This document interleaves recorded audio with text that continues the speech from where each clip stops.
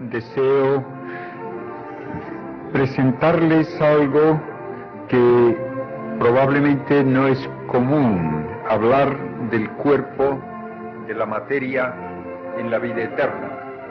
Había pensado utilizar diapositivas para ayudarme, pero como pueden imaginarse no tengo ninguna diapositiva de nadie en la vida eterna, y las que tenía acerca de lo que es la materia no iban a ayudar demasiado, y he preferido no interrumpir la presentación y hacerlo directamente sin diapositivas.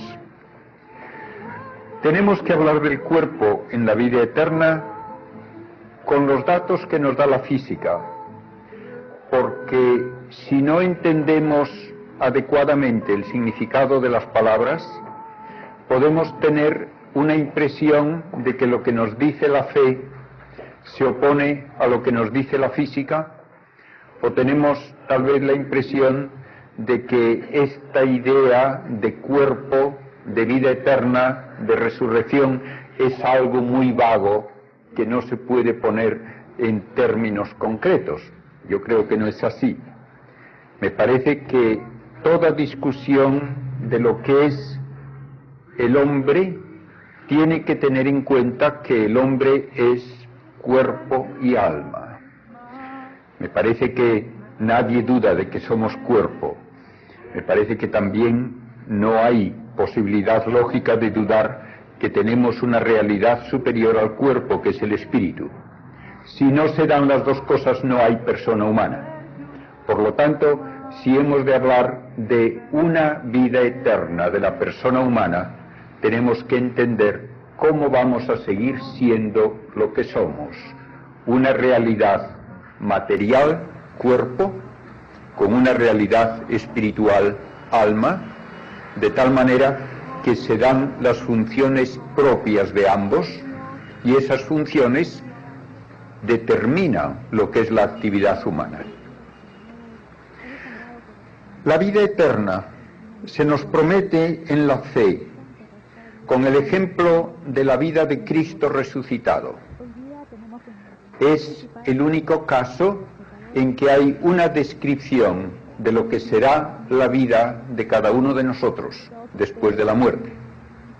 Por tanto, tenemos que prestar atención al relato evangélico para saber cómo es, en cuanto es posible saberlo, ese nuevo modo de existir que llamamos la resurrección.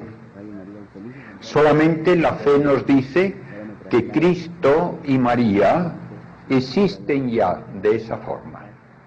Hace 50 años se definió el dogma de la Asunción, en que la Iglesia presentó como verdad revelada para nuestra fe que María en cuerpo y alma está ya gozando de esa nueva vida eterna, la vida eterna que Cristo mostró a sus discípulos después de los 3 días de su muerte. Entre gente, incluso gente piadosa, incluso gente que tiene formación teológica católica, en años recientes ha habido una tendencia muy extraña a jugar con el concepto de resurrección, de tal manera que prácticamente se niega. Yo recuerdo la sorpresa que tuve cuando, queriendo hablar de este tema en Estados Unidos, en Washington, me referí a la Enciclopedia Católica de Estados Unidos. Busqué la palabra resurrección y encontré esta definición absurda. Decía: resurrección, vuelta a la vida con o sin el cuerpo. Y yo digo, dígame usted, si es una vuelta a la vida, ¿será de algo que ha muerto? ¿Ha muerto el alma? Entonces, ¿cómo puede volver a la vida sin el cuerpo y decir que hay resurrección? Que no tiene absolutamente sentido común alguno ni tiene lógica filosófica ni teológica. Y esto en la Enciclopedia Católica de Estados Unidos. Hasta este punto llega, como digo, la confusión de lenguaje y de ideas, sobre todo a partir de la teología protestante. Teología protestante que se basa últimamente en la negación de todo aquello que no se entiende. Una teología de Bultmann, por ejemplo, en que se niegan los milagros, porque no se entiende, entonces hay que negarlos. No se entiende la vuelta a la vida de Cristo después de su muerte, por lo tanto hay que decir que todos los relatos evangélicos son una manera de hablar poética, simbólica, que lo único que dice es que los apóstoles tenían una persuasión de que de alguna manera Cristo estaba con ellos. Esto es vaciar completamente de sentido el dogma de la resurrección. Y como dice San Pablo, si Cristo no resucitó de los muertos, vana y vacía es nuestra fe, y nosotros somos los más miserables de los hombres. De esta manera, pues, tenemos que darnos cuenta que nuestra fe se basa en testimonios de hechos históricos. El cardenal Ratzinger, hace unos años, hablando en Madrid acerca de la encíclica del Papa, El esplendor de la verdad, se refirió explícitamente a la enseñanza acerca de la resurrección. Y dijo, y tiene una cierta gracia porque él es alemán, y dijo, el hablar de la resurrección como una vivencia de los apóstoles, de la comunidad cristiana, y no como un hecho histórico, es caer en el pensamiento alemán, lo dijo así, en que se pierde la objetividad de los hechos para hablar solamente de cuestiones psicológicas. Esto no es nuestra fe. Nuestra fe se basa en hechos históricos. Y a este respecto también quiero hacer notar lo que significa hecho histórico. Porque también se dice a veces, no, la resurrección no es un hecho histórico, porque nadie la presenció, por lo tanto no se puede decir que es un hecho histórico. Y yo digo, ¿alguno de ustedes ha presenciado el hecho de que yo nací? No. ¿Dudan ustedes de que es un hecho histórico que yo nací? No. Porque se ven las consecuencias. De modo que si yo veo a un señor, un cadáver en el suelo, aunque no haya visto el momento de la muerte, digo, este señor ha muerto. Y si le veo vivo más tarde, tengo derecho a decir, este señor ha resucitado, aunque no haya visto el momento de la resurrección. Lo contrario es absurdo, lo contrario es jugar con palabras. Y algunos de estos teólogos, incluso católicos, dicen, no, la resurrección es un hecho metahistórico. ¿Y qué quiere decir metahistórico? Pues si quiere decir algo que valga la pena, querrá decir simplemente que siendo un hecho histórico tiene consecuencias más allá de la historia. Muy bien, si eso quisiesen decir no tendría yo objeción alguna, pero no. Contraponen metahistórico a histórico para decir que no es un hecho histórico. Esto es absurdo. De modo que pensemos primero en la realidad básica de que la fe se basa en hechos históricos. Y quien lee el Evangelio no puede menos de constatar que dicen allí, no solo en el Evangelio, sino en las otras partes del Nuevo Testamento, las actas de los apóstoles, las cartas de San Pablo, dice, lo que vimos y oímos y tocamos con nuestras manos, esto es lo que anunciamos, para que también ustedes crean. Y dicen, nosotros que vimos a Cristo después de su resurrección, que le tocamos y comimos con Él, somos testigos de esto. Y en todo hecho histórico, el testimonio de testigos fiables es la única manera de tener certeza. Ustedes no pueden saber qué ocurrió hace 100 años, sino por el testimonio de quienes estaban presentes y han escrito o han transmitido de palabra lo que entonces ocurrió. Y de esa manera se establece la verdad de hechos históricos. Pues bien, tenemos testigos, los apóstoles, que son capaces de testificar lo que vieron y tocaron, y que fueron tan sinceros en su testimonio que dieron su vida por él. De modo que el hecho de la fe tiene que basarse en pruebas históricas. Y estoy insistiendo en esto porque aun entre gente muy piadosa hay veces la impresión de que la fe se tiene sin pruebas, porque sí. No puede ser así. Dios nos ha hecho racionales, y el creer sin pruebas es irracional, es absurdo. Si uno cree algo sin pruebas para ello, está actuando irracionalmente. Tenemos que tener pruebas, y estas pruebas de carácter histórico se ven precisamente en el testimonio de testigos fiables que dieron ese testimonio incluso a costa de su vida. Vamos pues ya estableciendo que el hecho de la resurrección tiene que ser un hecho histórico, si no, nuestra fe sería vacía.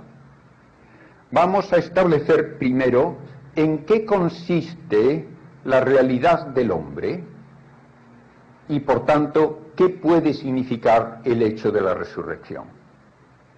Primeramente, permítanme hacer notar que hablamos de una resurrección que transforma el modo de existir del hombre.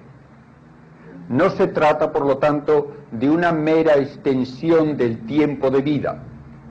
Cuando Cristo resucitó a Lázaro, le añadió años de vida, pero Lázaro se murió, igual que todos los demás, más tarde. Cuando Cristo resucitó al hijo de la viuda de Naín, lo mismo. No se trata de este tipo de resurrección del que estamos hablando. Aunque es verdad que se usa la misma palabra, y el que se usa la misma palabra debe ya indicarnos algo, porque si Cristo hubiese resucitado al hijo de la viuda de Naín sin cuerpo, no le hubiese hecho ninguna gracia a la mamá. No podría decir nadie que había resucitado al hijo.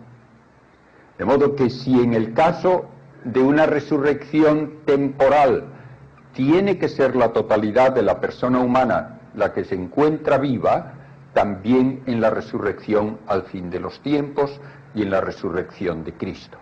Pero vamos a hablar ahora de lo que es el hombre. En el hombre se da, naturalmente, una estructura material orgánica. Es parecida a la de los demás seres vivientes de la tierra, de los animales. Utilizamos los mismos compuestos químicos, tenemos las mismas funciones de alimentación, tenemos el mismo metabolismo, y todo esto indica que somos parte de una cadena de seres vivientes que se ha desarrollado en la Tierra utilizando las fuerzas de la materia para producir lo que llamamos actividad vital. Actividad vital que es el crecimiento, que es la nutrición, que es el poder también reproducirse, etc. Bien, esto ocurre en el hombre, sin lugar a duda, pero no es eso todo lo que hay en el hombre. En el hombre tenemos también una actividad que no se encuentra en los animales: la actividad de pensamiento y de actividad libre. ¿En qué se nota esta actividad? En que buscamos, con un interés que ningún animal tiene, lo intangible, la verdad, la belleza y el bien. Esto es lo propio de la actividad humana. Queremos conocer, y queremos conocer incluso lo abstracto, de modo que aun la ciencia que trata de la materia tiene que pasar a un nivel de abstracción en que lo que se estudia ya no entra por los sentidos. Cuando yo estudio, por ejemplo, el concepto de átomo en física, sé perfectamente lo que quiere decir esa palabra y qué es lo que estoy estudiando, pero nunca he visto un átomo ni lo veré jamás. Cuando yo estudio en filosofía el concepto de deber, tampoco puedo decir que es algo que me entra por los sentidos. Es algo de orden totalmente no material, es de orden abstracto. Y sin embargo, por el concepto de deber, una persona da la vida. De modo que se va incluso contra los instintos más básicos por algo que no puede ser de orden material, que no puede notarse ni percibirse por los sentidos. El concepto de patria es un concepto abstracto. El concepto mismo de Dios es un concepto que no me entra por los sentidos, y sin embargo ya lo creo que tiene importancia y tiene significado. De modo que hay una actividad en el hombre, en la persona humana, que da importancia enorme a lo que no tiene cualidad material alguna. Lo mismo podemos decir de la actividad de buscar belleza, por ejemplo, belleza literaria. ¿Qué sentido tiene para un físico un libro de poesía? Pues como físico es un montón de hojas de papel de celulosa con unas cuantas manchas oscuras aquí y allá, nada más. Y sin embargo, hay allí un significado que no dan las leyes físicas, un significado que depende de una construcción totalmente teórica, de que estas manchas van a significar sonidos, van a significar palabras, van a significar ideas. Y entonces el libro de poesía puede darme una sensación de belleza, de satisfacción, de alegría leyéndolo, que no puede explicarse por ninguna ley física, por ninguna propiedad de esa materia. Todo esto quiere decir, pues, que en el hombre esta nueva actividad no se basa en las propiedades de la materia. A mí una poesía me puede hacer el mismo efecto, esté escrita en papel o en pergamino o en bronce o en piedra o en lo que quiera. Es el significado el que tiene importancia, y el significado no es una propiedad física, ni se puede describir por ningún experimento físico. ¿Qué es lo que yo conozco más ciertamente? Lo que conozco más ciertamente es que estoy conociendo. Hay la frase famosa de Descartes: pienso, luego existo. Yo puedo tal vez dudar de muchas cosas, pero no puedo dudar de que estoy dudando. Esto me da una certeza de una actividad que excede el nivel de la materia. A veces se dice que en el hombre la materia se hace consciente de sí misma. tiene un sentido aceptable, pero tiene un sentido también equívoco. ¿Son ustedes conscientes de lo que están haciendo las células de su cerebro? No. ¿Son ustedes conscientes de lo que están haciendo los diversos órganos del cuerpo? No. ¿Entonces es consciente la materia de sí misma? No. De lo que soy más consciente es de que soy consciente, de que estoy pensando, y por tanto de una actividad que no es la actividad de la materia. Lo mismo, cuando yo decido hacer algo o no hacerlo, estoy cierto de que esa actividad está bajo control mío. Puedo decidir hacerlo o no hacerlo, y por esa razón me siento responsable de hacerlo o no hacerlo. Y toda la sociedad humana se vendría abajo si yo negase esta libertad. Porque quien niega la libertad del hombre o le reduce a una especie de máquina que hace las cosas automáticamente, o tiene que decir que todo aquello que nos parece hacemos libremente es un sueño, es una ilusión. Y entonces en ambos casos se viene abajo la sociedad, porque si no hay libertad no puede haber responsabilidad. Y si no hay responsabilidad, entonces nadie puede ser obligado ni se le puede pedir que haga una cosa u otra.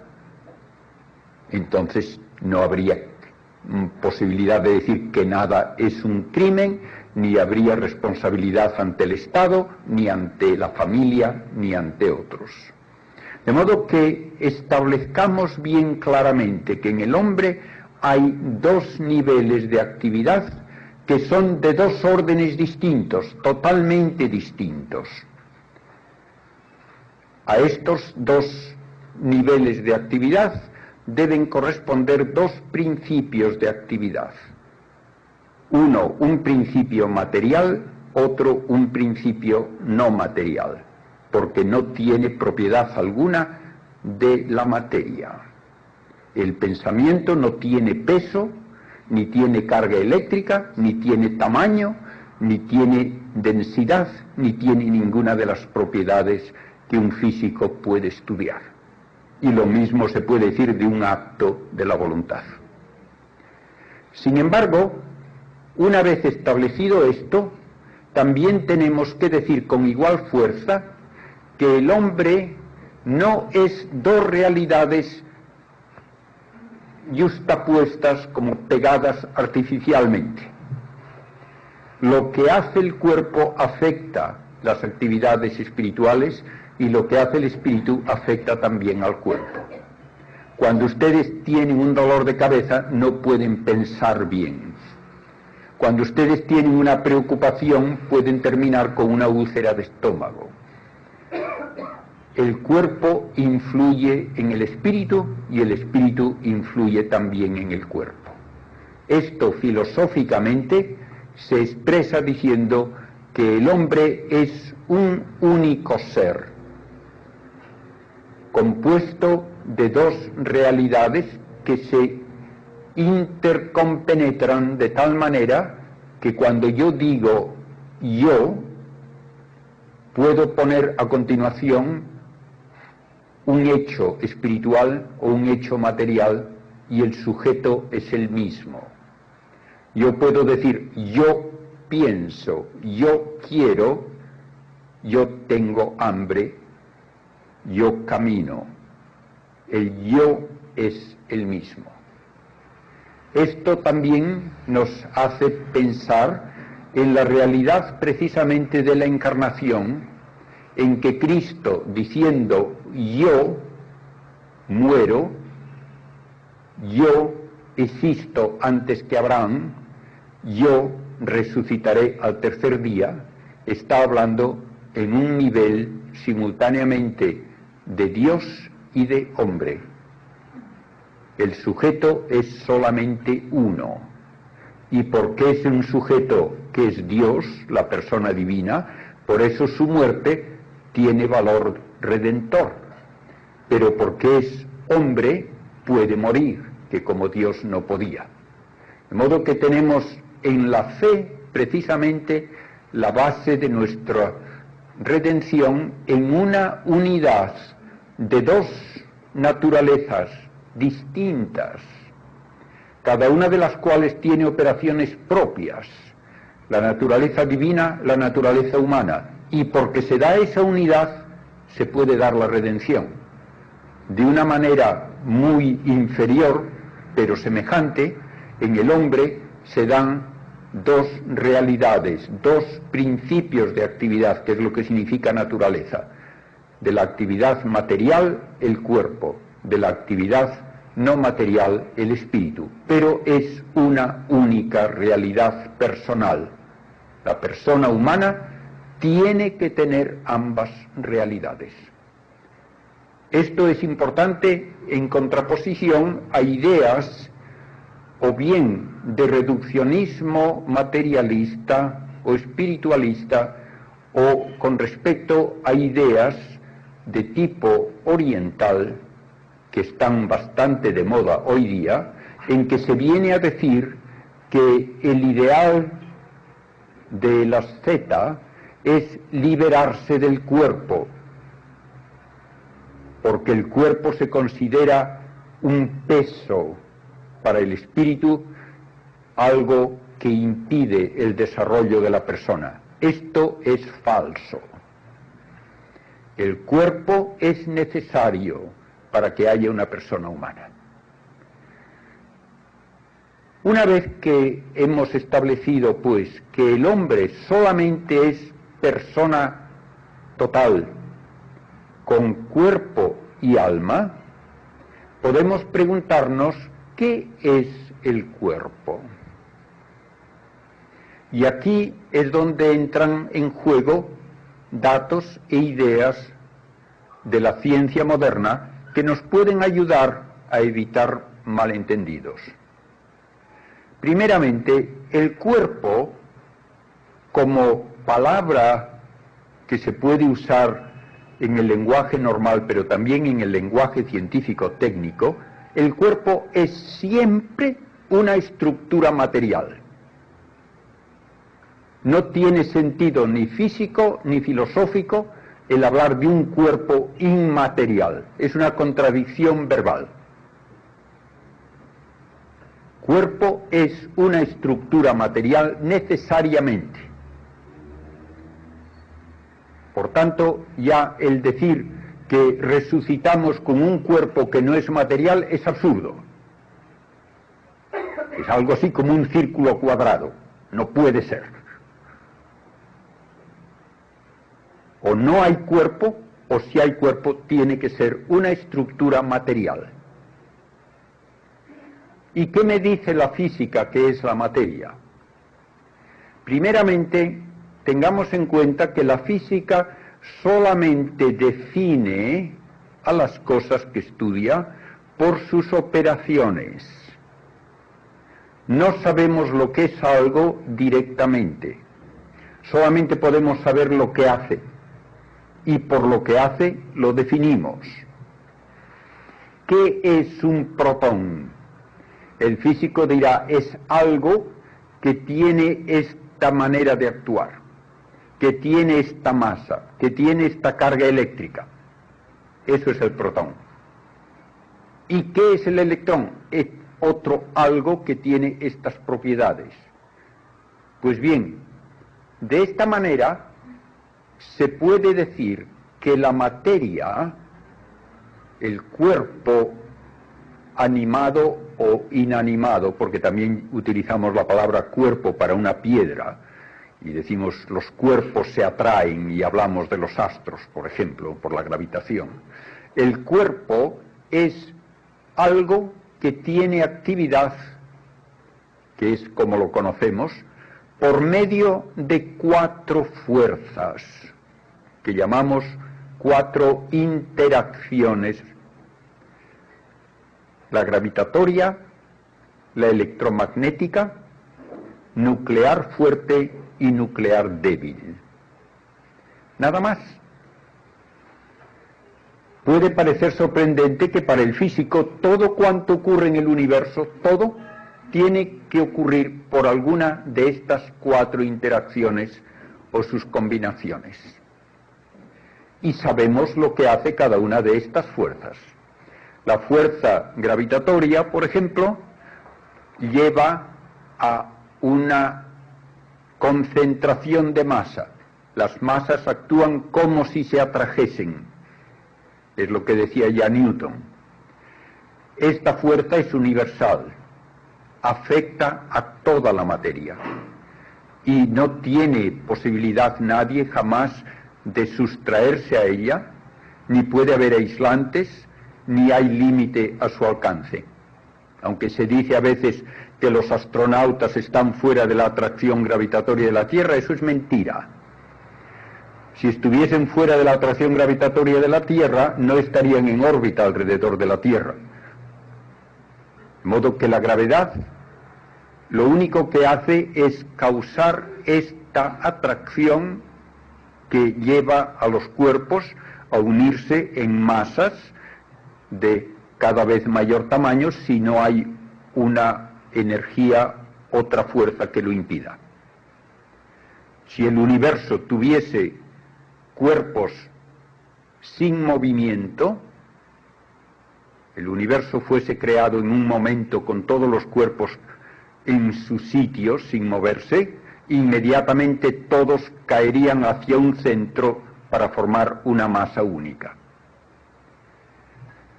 La segunda fuerza es la fuerza electromagnética. Como la gravedad tiene un alcance ilimitado, pero contrariamente a lo que ocurre en el caso de la gravedad, no afecta a toda la materia. Solo afecta a la materia que tiene una propiedad nueva que llamamos carga eléctrica. Y esa carga eléctrica puede ocurrir en 2 variedades. Y entonces tenemos 2 maneras de actuar la fuerza, causando atracciones y repulsiones. Mientras que la gravedad solo causa atracciones, en el caso de la fuerza electromagnética se dan repulsiones.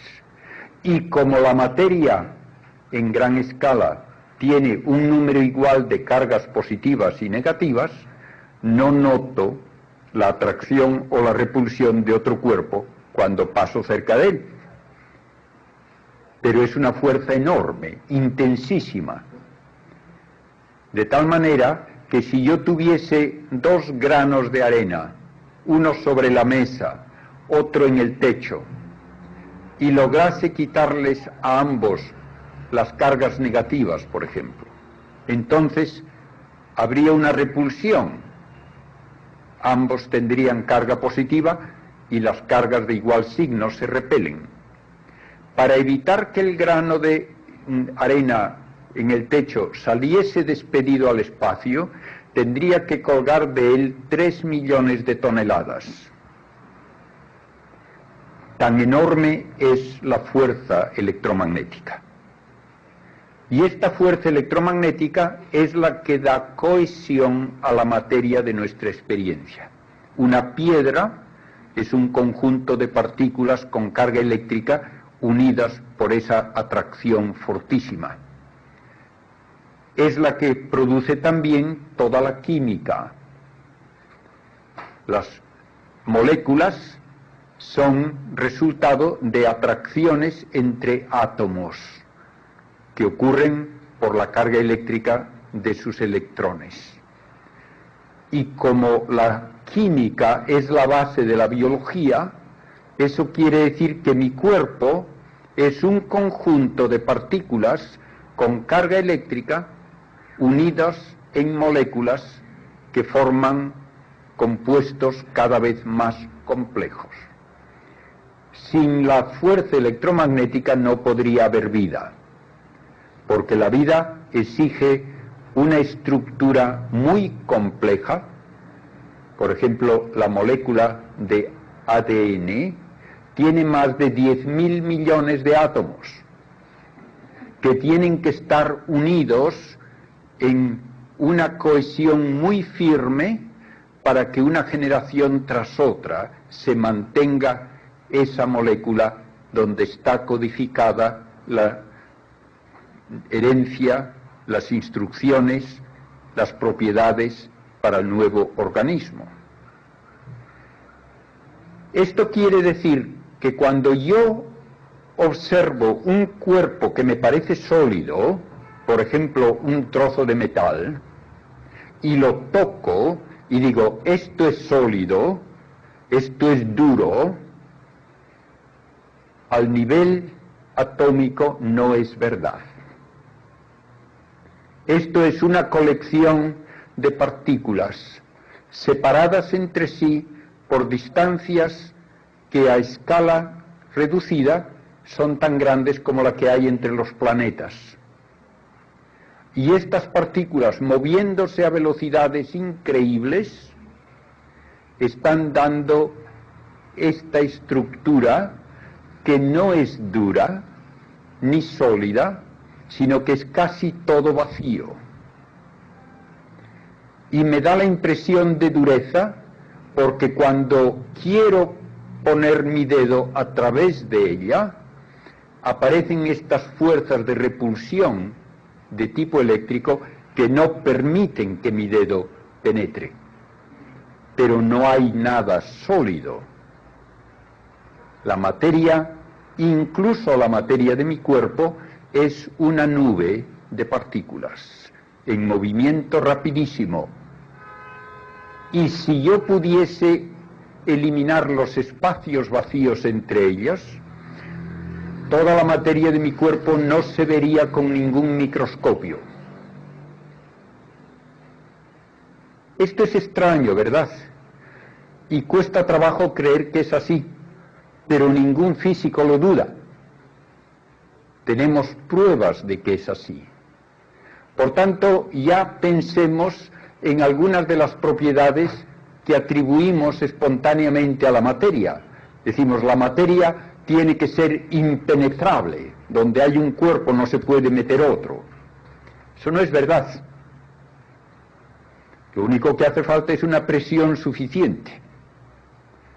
Pero en astronomía hablamos de una estrella como el Sol que termina su evolución y entonces una masa como la del Sol, 333.000 veces la masa de la Tierra, queda reducida a una esfera del tamaño de la Tierra.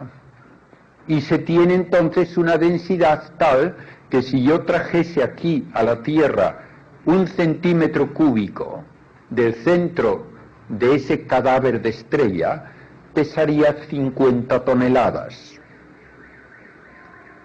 Y todavía hay mucho hueco. Y si una estrella termina con más masa que eso, más de 1,5 veces la masa del Sol aproximadamente, entonces toda esa masa, que sería equivalente a 500.000 de tierras, quedaría en una esfera que cabría dentro de los límites de la ciudad de Lima, de sobra. Tendría un radio de unos 10 a 20 kilómetros. Y un trozo del tamaño de 1 centímetro cúbico traído a la superficie de la Tierra pesaría más de 1.000 millones de toneladas. Y esto no es el límite todavía, porque hay una situación prevista por la física y confirmada por datos experimentales que dice que si ese cadáver de estrella tiene más de 3 veces la masa del Sol, 1.000.000 de veces la masa de la Tierra, entonces se contrae sin límite y se forma lo que llamamos un agujero negro, en que la materia puede ir hacia radio cero. De modo que no es verdad que la materia es impenetrable. Se puede comprimir sin límite. Esto es lo que me dice la física.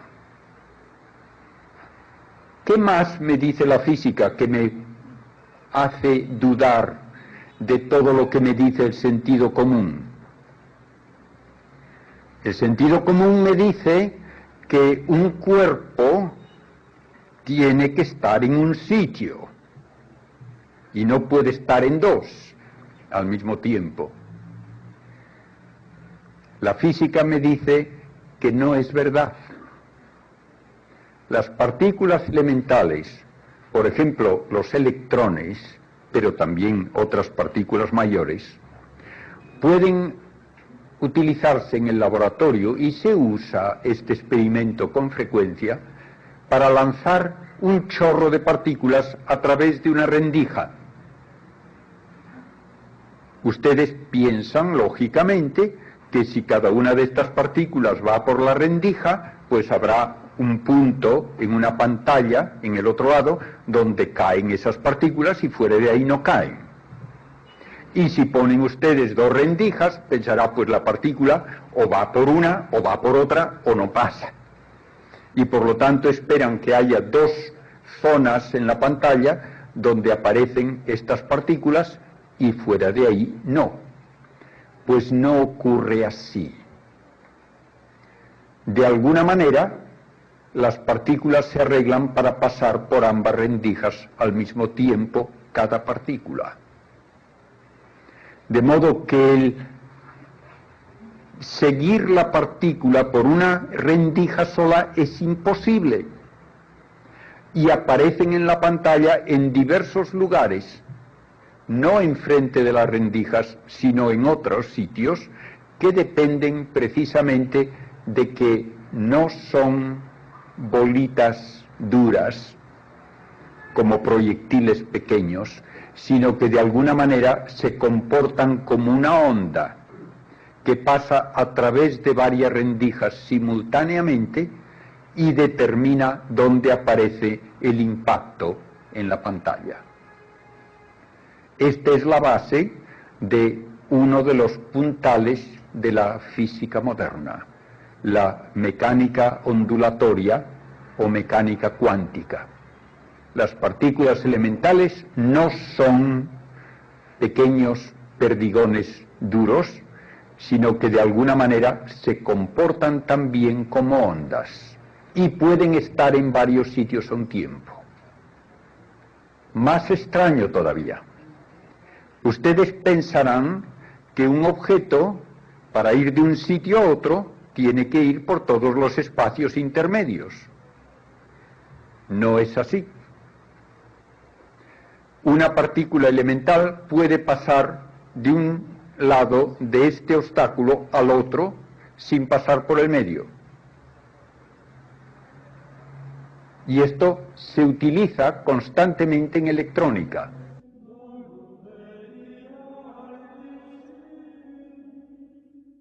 Hay unos componentes de aparatos electrónicos, sean cassettes, sean radios, sean computadoras, que se llaman diodos de túnel.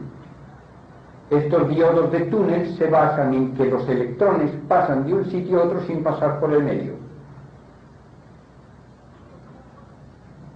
Incluso se ha hecho recientemente un experimento que verdaderamente desafía el sentido común. Dos átomos, llamémosle así, de luz, dos fotones, se emiten simultáneamente de la misma fuente. A uno se le pone enfrente una barrera opaca, el otro va libremente. Llegan a una pantalla. El que tiene la barrera opaca llega también a la pantalla. Logra atravesar la barrera opaca, pero no la atraviesa, sino que va de un sitio a otro sin pasar por el medio. Y eso se prueba porque ese fotón llega antes que el otro, porque ha saltado un espacio, no ha pasado por ese espacio. Y por eso, moviéndose los dos a la misma velocidad, el que tiene la barrera enfrente llega antes que el otro, porque no ha recorrido ese espacio intermedio. Todo esto parece que es hablar como de ciencia ficción, pero esto está ocurriendo en nuestros laboratorios constantemente. Entonces la materia no tiene que estar en un sitio, ni tiene que ir de un sitio a otro pasando por el medio. Así es. Incluso en el caso de un agujero negro, la física me dice que allí la materia está fuera del espacio y del tiempo accesible a un experimento físico. Nadie puede jamás saber cómo es el interior de un agujero negro ni qué hay allí. Entonces, ¿qué es la materia? Pues la respuesta más honrada es decir, no lo sabemos. Pero es, en términos físicos, es algo que tiene la capacidad de actuar por alguna de esas cuatro fuerzas, las dos que he descrito, la gravitatoria y la electromagnética, y dos fuerzas que actúan solo dentro del núcleo atómico. La fuerza nuclear fuerte, que se llama, y la fuerza nuclear débil. Solamente se define a la materia por su actividad por una de esas cuatro fuerzas.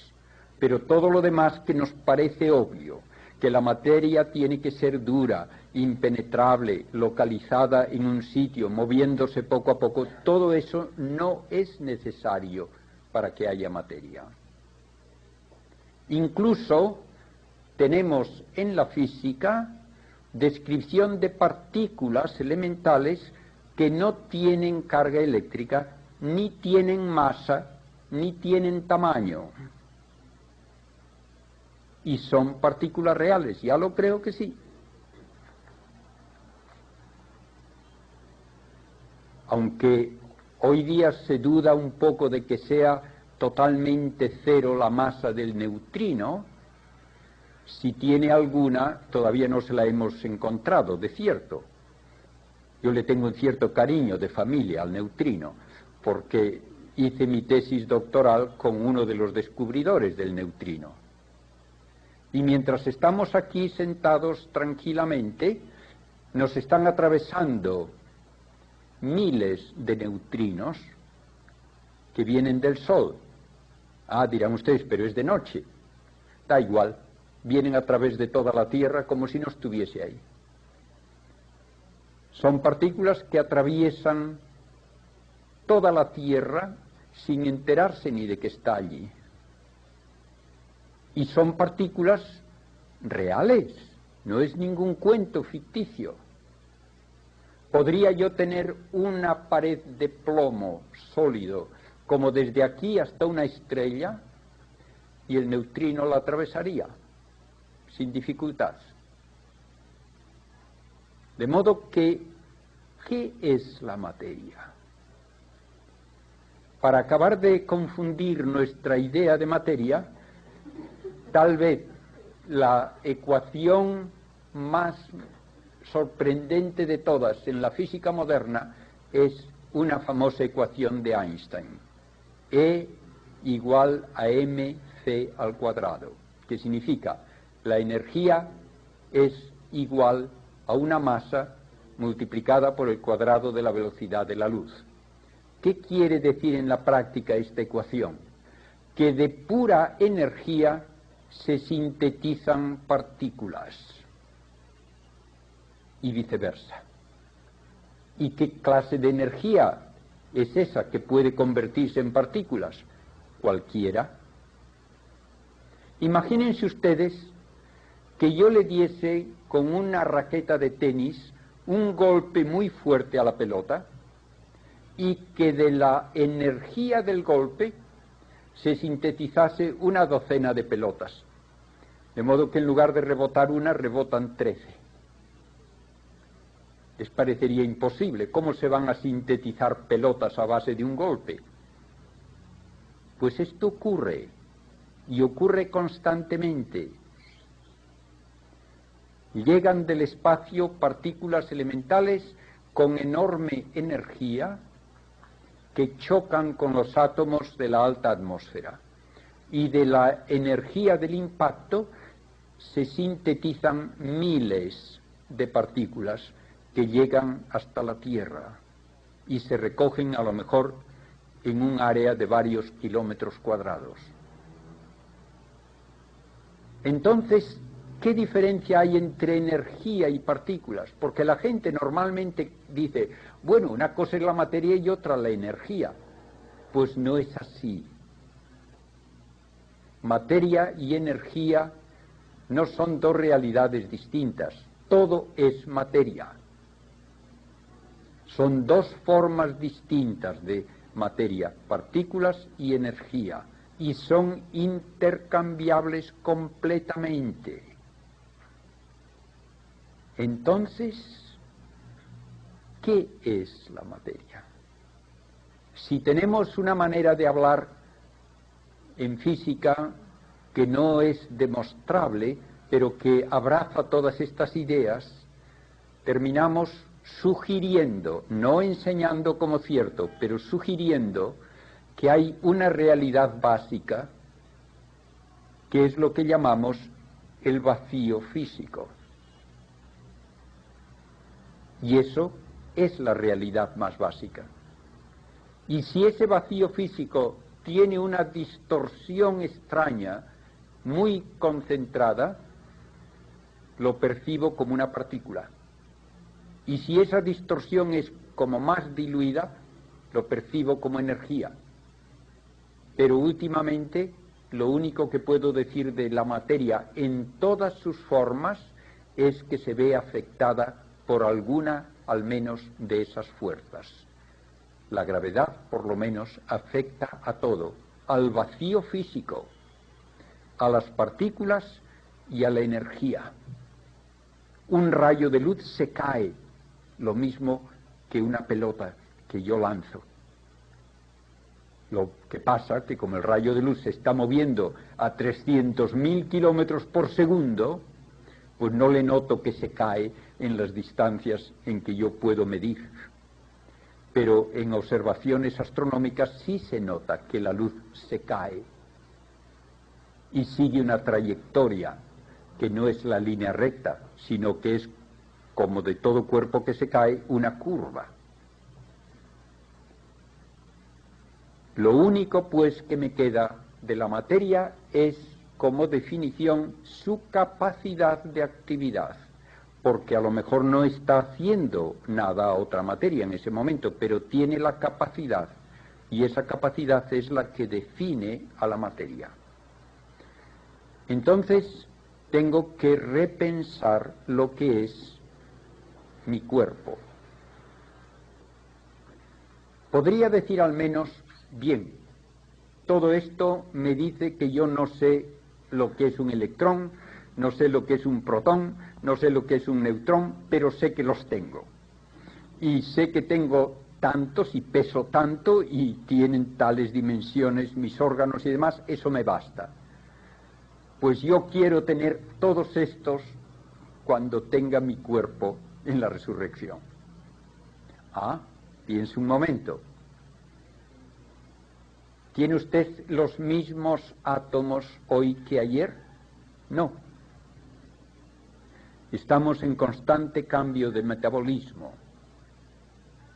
Todos los días perdemos una cantidad importante de átomos, incluso de células.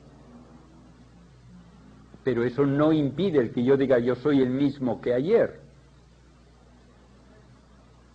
Y soy el mismo que hace muchos años era un bebé. Y soy el mismo que ha cambiado mucho en todo lo que es la estructura corporal a lo largo de mi vida. Pero sigo diciendo, es mi cuerpo, es el mismo. Entonces, obviamente, cuando digo mi cuerpo, no quiero decir un conjunto concreto de átomos. porque no puedo mantener ese conjunto de átomos de un día para otro, mucho menos de un año para otro. Entonces, cuando hable de la resurrección, ¿de qué cuerpo hablo? Cuando digo que he de resucitar con mi cuerpo. ¿El que tenía en el momento de la muerte? Probablemente en malas condiciones y bastante estropeado. No. ¿Y el que se muere de bebé va a tener por toda la eternidad ese cuerpo de bebé? No.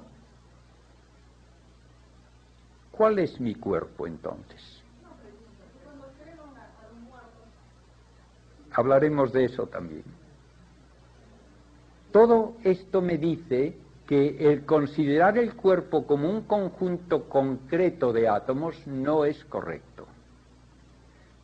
Pero piensen ustedes también en lo que se hace hoy en medicina. Si tengo un órgano estropeado, me pueden poner un órgano por un trasplante. ¿De quién es ese órgano? ¿Del donante o mío? Y si me ponen por ejemplo, una prótesis artificial en la cadera, ahora tengo un trozo de metal donde antes tenía hueso, ¿ese metal es parte de mi cuerpo? Si me ponen un corazón artificial, ¿dónde está mi cuerpo? Tenemos que pensar en todo esto para entender lo que significa la resurrección con un cuerpo humano, con mi cuerpo. Piensen en otro dato también de la biología. Imagínense que yo sufro unas quemaduras fuertes. Una de las maneras de restaurar tal vez la piel destruida es tomar muestras de la piel sana, cultivarlas en el laboratorio y luego volver a ponérmelas. Ese trozo de piel que se extrae es un conjunto de células, unos animalitos independientes que viven y crecen y se multiplican en el laboratorio sin saber nada de mí. Cuando están en el laboratorio no son mi cuerpo, pero luego me lo ponen y vuelve a ser mi cuerpo, o comienzan a ser mi cuerpo. De tal manera que no solamente los átomos no pueden identificarse con mi cuerpo, pero ni siquiera las células y los órganos pueden identificarse con mi cuerpo como necesarios para que sea mi cuerpo. Y volviendo a hablar en física, una de las razones para dudar de lo que yo llamaría nuestro sentido común es que se me dice en física que un electrón no puede distinguirse de otro. Si yo tengo un choque de electrones y quiero hacer los cálculos insistiendo en que este electrón es él después del choque y este es él después del choque, mis cálculos no están de acuerdo con lo que se observa. Tengo que decir que los electrones y en general las partículas elementales no tienen individualidad propia.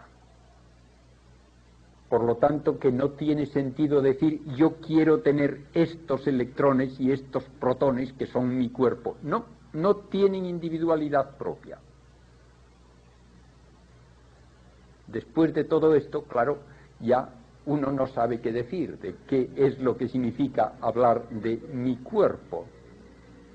Pero yo diría que significa que es el conjunto material que está adaptado al espíritu y bajo el control del espíritu, de tal manera que en el cambio diario y año tras año del metabolismo de mis órganos, siempre puedo decir el espíritu es el que da cohesión a toda esta estructura material y controlándola la hace ser mi cuerpo.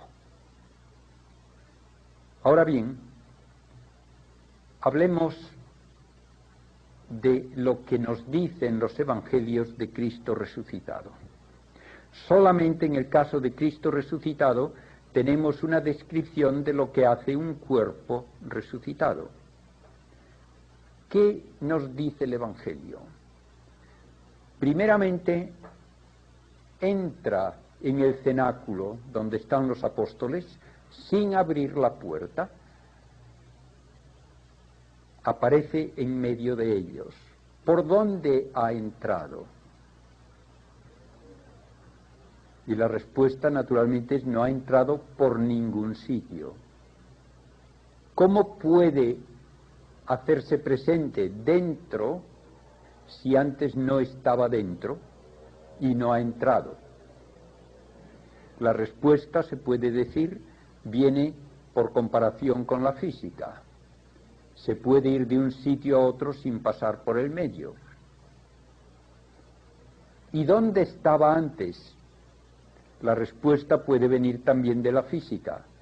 No tenía que estar en ningún sitio, porque la materia puede existir sin estar en un sitio. Así es, como en el caso del agujero negro. Precisamente es esto uno de los modos de hablar de la resurrección. El cuerpo deja de estar sujeto a los límites de espacio. Y porque deja de estar sujeto a los límites de espacio, no hay que buscarle con ningún tipo de mapa para ver dónde está cuando no quiere hacerse presente. No tiene que estar en ningún sitio. Y se hace presente directamente donde quiere hacerse presente, sin pasar por ningún medio, por ningún camino intermedio. Y cuando Cristo desaparece de nuevo del cenáculo, tampoco pide que le abran la puerta. Desaparece sin más, para estar fuera del espacio. No sabemos explicarnos ni imaginar qué es existir fuera del espacio, pero la física me da pie para pensar que esto es una realidad que se da también en el mundo de las partículas. Pero cuando Cristo se hace presente, tiene su cuerpo, ya lo creo que sí, y se le toca, ya lo creo que sí, y puede comer, sí, y come, porque es un cuerpo real, y tiene la capacidad, por lo tanto, de hacer lo que se hace por medio de esas 4 fuerzas que definen a la materia. Y lo que nos dice el Evangelio es que Cristo mismo, dirigiéndose a los apóstoles que están pensando en un fantasma, les dice: vean ustedes que yo tengo carne y huesos, que no soy ningún fantasma. Y dice que le toquen. Y cuando todavía no se atreven a creerlo del todo es cuando les dice que le den de comer. Y con ellos se come un trozo de pescado. De modo que es un cuerpo verdadero, sí. Y tiene todas las posibilidades de actuar propias de un cuerpo humano, sí. Luego desaparece. Y aparece, por ejemplo, a los discípulos de Maús y no le reconocen. ¿Por qué? Pues porque una vez más no está sujeto a ninguna ley física que obliga a que sus átomos estén en una distribución determinada. Por lo tanto, puede tener el aspecto que quiera. No es necesariamente el cuerpo de Cristo el que tiene que tener tales dimensiones en cada uno de sus rasgos. Puede él tener su propio cuerpo, pero puede controlar completamente cómo se muestra y a quién se muestra y en qué forma se muestra. Si quieren que se lo diga de una manera analógica y breve, cuando nosotros vivimos en nuestra vida mortal y normal, ¿cómo actúa el espíritu nuestro? Pues no actúa con la libertad propia de un espíritu, porque un espíritu no está sujeto a leyes físicas, ni está sujeto a espacio, ni está sujeto a límites de movimiento ni de tiempo. Un ángel, Dios, como espíritus puros, no están sujetos a este cambio espacio-temporal que es propio de la materia. Sin embargo, nuestro espíritu se ve obligado a actuar casi como materia, en el sentido de que yo estoy aquí y por mucho que lo piense, mi espíritu no va a estar en Miami. Está aquí. Y por mucho que me esfuerce, no puedo actuar sino en un tiempo en el que me cuesta trabajo y esfuerzo y tiempo el aprender algo, o el hacer un raciocinio filosófico, o el utilizar simplemente la capacidad de razonar en la vida diaria, de absorber la belleza de una poesía, de aprender una ley física. Todo esto me lleva tiempo. Por lo tanto, mi espíritu está limitado por su unión a la materia, y el espíritu actúa casi a modo de materia, constreñido por los límites de espacio y tiempo. Pues bien, esto, que es la realidad de nuestra vida, se cambia del revés después de la resurrección.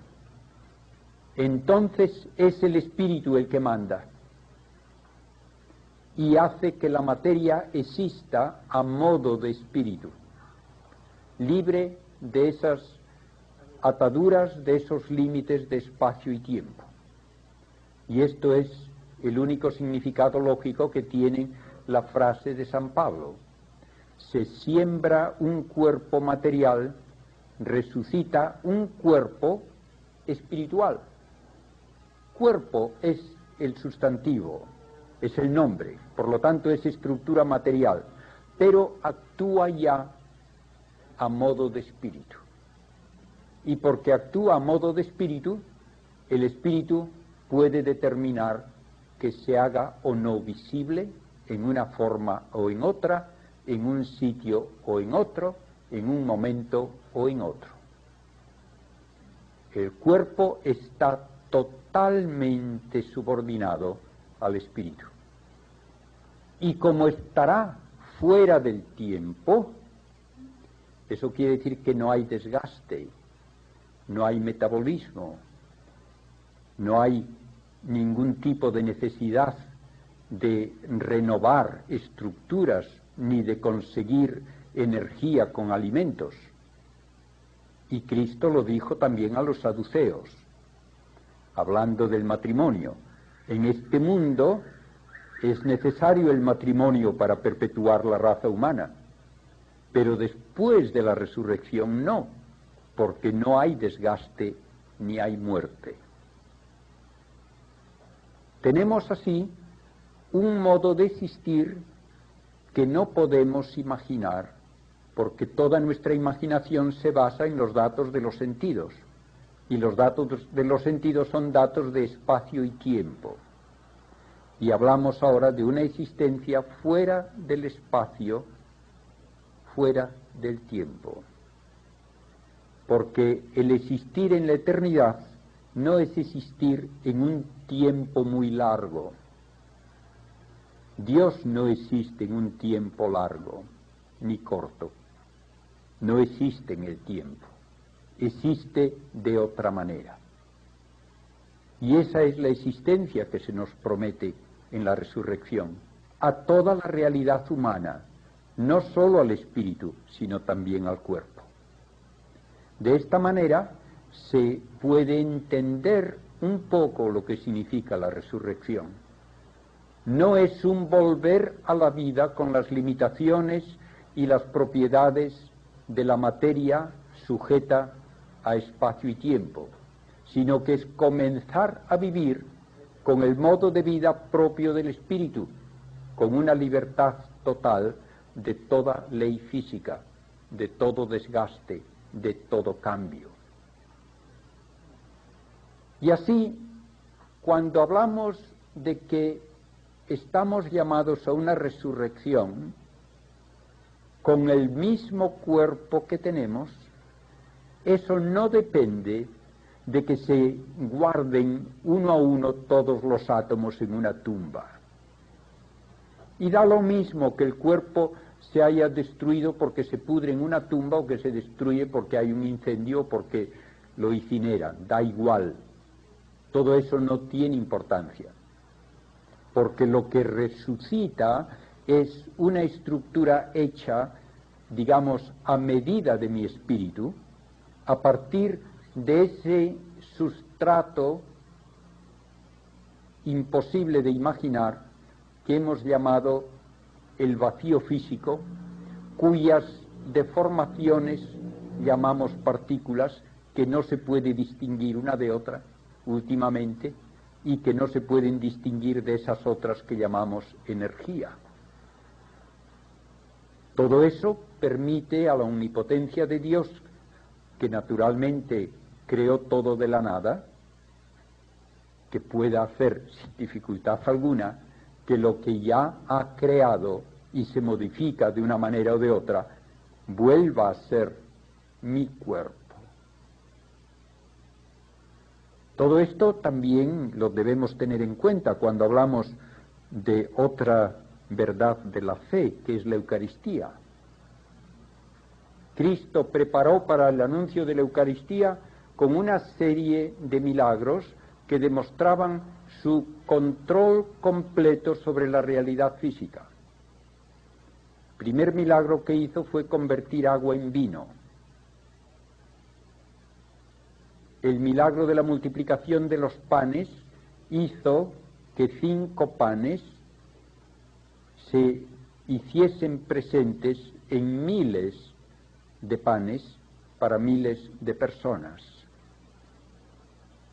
Él puede hacer todo eso y prometió hacerlo con su propio cuerpo. Y por eso podemos decir que todo el cuerpo de Cristo está en cada partícula de la sagrada forma. Así es.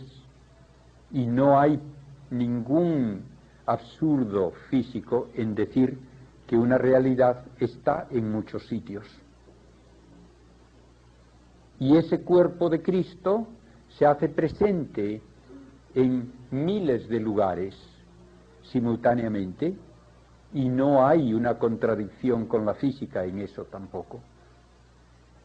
Y está fuera del espacio y del tiempo en el sentido de que no le afecta lo que ocurre a su alrededor, ni lo que se le hace a él.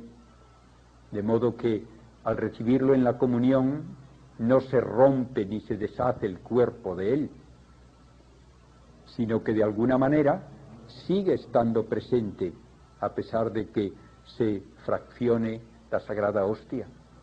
Todo esto es una manera que no podemos concebir, imaginar, de utilizar las propiedades de la materia, pero no se puede decir que es algo incompatible con la idea de materia, y esto es lo que yo quiero que les quede básicamente claro.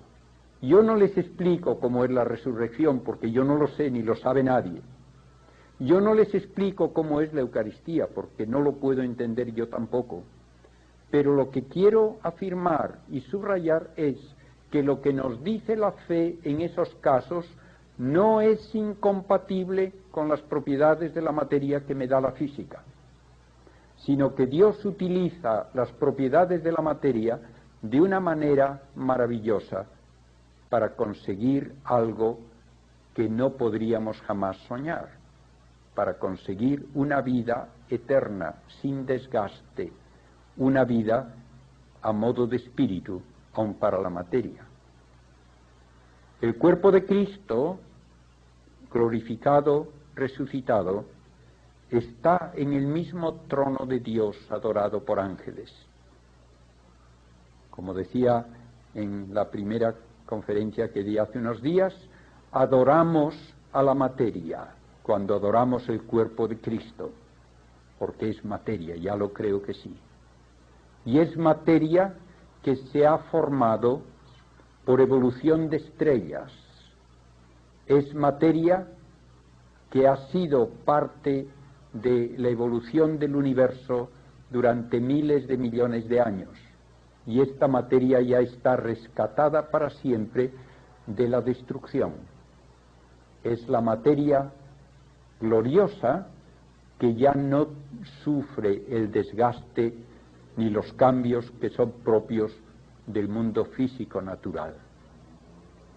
Todo aquello que es el hombre, por lo tanto, está llamado a ser glorificado, está llamado a ser transformado en un nuevo modo de vida que se puede simplemente describir como diciendo que es el modo de vida propio de Dios.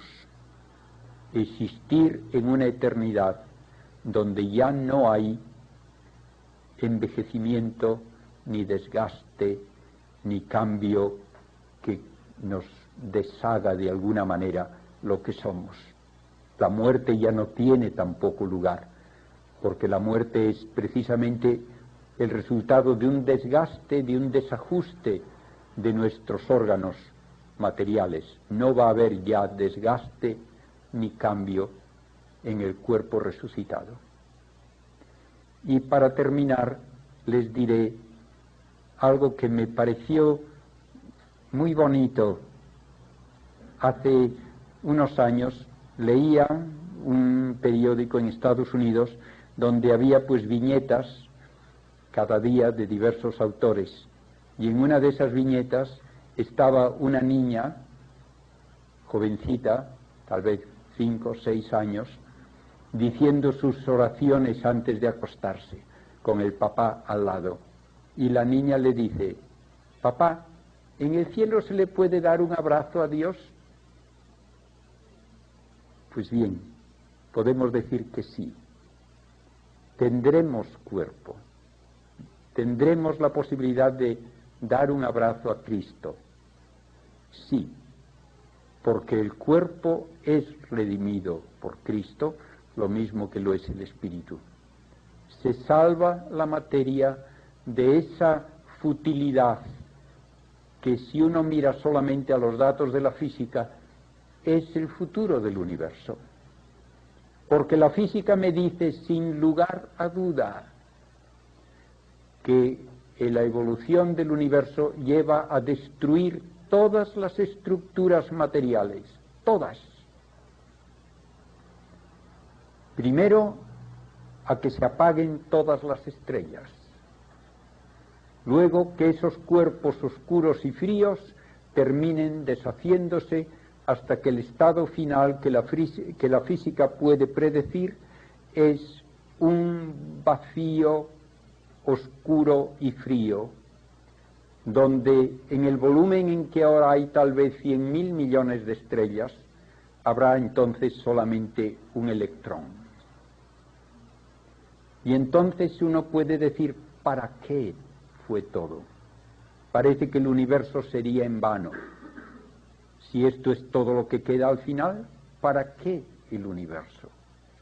Pero la respuesta positiva, hermosa, nos la da precisamente el dogma de la resurrección. La materia del universo se rescata de la futilidad, se rescata de la destrucción en el cuerpo glorificado. El cuerpo ya de Cristo y el cuerpo de María viven en esa vida eterna, y nosotros estamos llamados también a ella. ¿Cómo va a ser esa vida? Termino con la frase de San Pablo: ni ojo vio, ni oído oyó, ni le cabe a nadie en la cabeza lo que Dios tiene guardado para los suyos.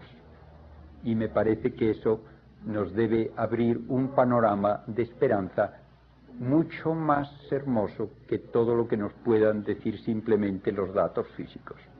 Muchas gracias.